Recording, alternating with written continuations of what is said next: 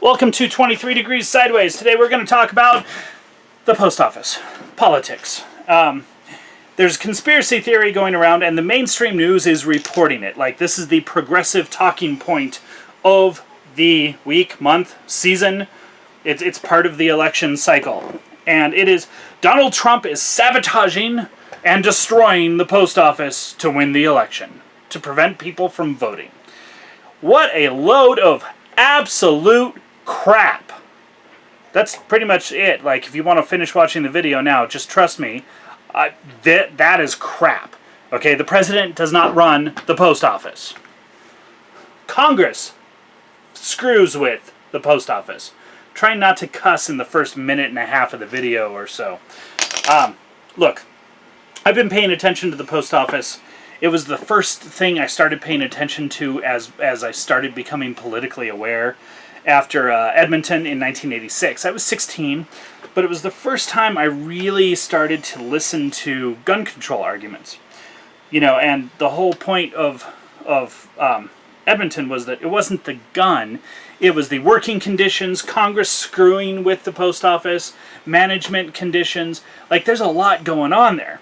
And I've paid attention to it off and on ever since. More so after I got out of the Navy. So in the mid-90s, I started paying much more attention because I was, back in the nation, becoming politically active. Congress absolutely fucks the post office on a regular basis, all the time. The post office is mostly, and I'm going to say mostly, there's exceptions to everything, there's always stuff in there, self-funding, including their pension program. All right, that's a big one we'll get to later. And the post office takes in a lot of revenue. All right. Generally speaking, the post office can handle its own crap. Okay, it can keep its house in order if it is properly managed and left alone.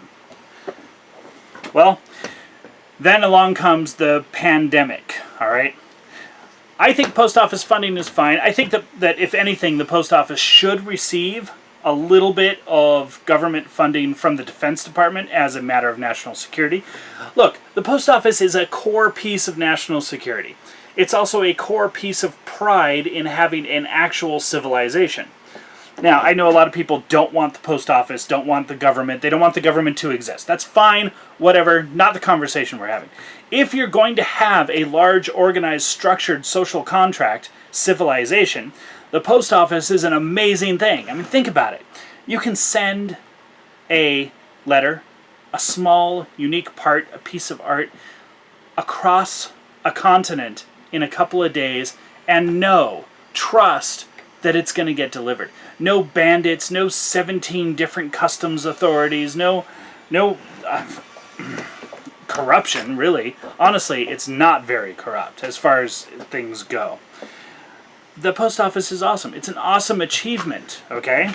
It is actually the reason we have roads in the United States in a weird roundabout way. But Congress screws it up constantly. And it is more Democrats than Republicans, okay? I've been through the history of this, and the Republicans do not leave it alone. Like, the Republicans are more than happy to fuck with the post office, but the Democrats do it all the time. There's that giant pile of money that they can just steal for whatever program they have on their super emergency platter of the day. All right? Outrage of the week fucks the post office. So look, here's the deal, right? Post office has a pension fund that they are required to keep fully funded internally, and then Congress takes money out of it. That's not the president.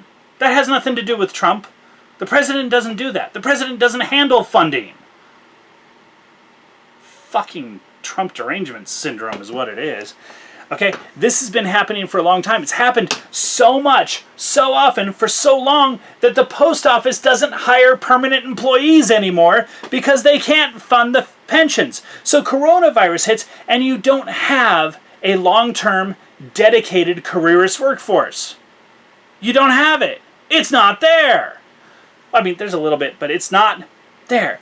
You have this thing, national pride, major achievement of civilization, and you have taken every element of pride or careerism or significance for the people who work there. You've taken it out of it. You've removed it. You've raped it. Congress. Every time. And then these stupid fucking idiots in the House following Nancy Pelosi during the coronavirus early stages, the pandemic, they completely and utterly fail. And I know for a fact that there were Republicans, one of them is mine, who were fighting for some amount of funding, some amount of emergency measures for the post office. They fucked the post office.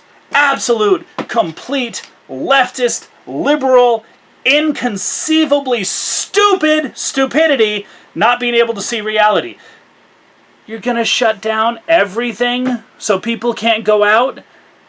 What do you think is gonna happen to the post office? It's gonna get absolutely hammered. You've already destroyed careerism. You've already destroyed the infrastructure, the core human infrastructure of the post office. You're constantly, and this is very much the Democrats, trying to destroy the transportation infrastructure of the post office. It's a constant battle just to keep the trucks going, all right? They can't even keep the local postal delivery vehicles running. Oh, stupid! This is not Donald Trump, okay? The post office has issues. The post office has significant, serious issues, okay? Wake up call. The post office is supposed to be there. It's supposed to be a core tool of national security in something like a pandemic, natural disaster. It's a logistics machine for the nation. You complete, utter tools. I like this. I like yelling at you. All right? I realize that the people who are actually going to watch this don't need the yelling at. You're not complete, utter tools. But the people who aren't going to watch this, they are. Man, I wish this one would get shared. Look, the post office is a critical piece of national infrastructure. It does mostly run itself. It does mostly pay for itself. If Congress would leave it alone. It needs to have a little bit of emergency capacity. It needs to have emergency capacity plans. But Congress, they're too busy fighting for survival, fighting Congress for survival to get ahead. And then Congress completely and utterly screws the pooch for the coronavirus, and now it's some sort of secret conspiracy by the mastermind idiot, Donald Trump, to steal the election by not allowing people to vote. Look, I get the Democrats have to scream voter suppression all the time. Like, I get it. That is, it's part of your political process. You don't care if it's real or not. You're a Democrat. Voter suppression. It's a campaign platform. It doesn't matter if it's true. You don't care. It's just a word. It's just a thing. But this conspiracy theory is absolutely, insanely freaking stupid. Lay off. Get a clue. Fund the post office. I'm all for it. But fund it for the right reasons. Figure out what it does for you. Fuck. Stay sideways.